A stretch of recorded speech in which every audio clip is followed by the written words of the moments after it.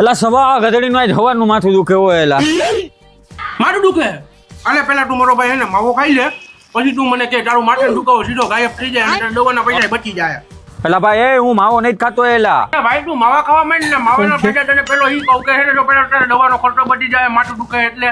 અને બીજો ફાયદો ઈ છે કે ઠૂંડામાં હે ને કેલ્શિયમ આવે રેડી એટલે તને મોટી ઉંમરે હે ને હાડકાનો દુખાવો નાબૂદ થઈ જાય. અત્યારે મને ગઈઢી ઉંમર ના હે ને પ્રોબ્લેમ શું હે હાડિકાનો? હા તો પછી એટલે તો હું માવો ખાઉં છું. અમુક માણસો ને તો હે ને માવા વિના પ્રેશર નથી આવતું. તો તું વિચાર કઈ નાના માણસો થઈને મોટા પૈસાદાર લોકો પણ માવા ખાય છે ભાઈ. 100% મારા ભાઈ દુલા અને માવા વિના તો મારે જરી કે નો હાલે. સવારે ઉઠી તો સીધા રાતે ઠેઠ 12 વાગે ને ત્યાં સુધી મારે માવો જોઈને જોઈ ખાવાનું નહીં હોય તો ચાલશે પણ માવો તો જોશે જ. કારણ કે માવો છે તો જિંદગી છે ને જિંદગી છે તો હું છું. બાકી ભાઈ દુનિયામાં બીજું કઈ છે જ નહીં. એવું છે એલા? લાય તો એલા 2 દાણા ખવડાય લાય. હાલે ભાઈ આખા ખવા હેલા તો પ્રસાદી કહેવાય. એલા કોતો સડી ગયો એલા.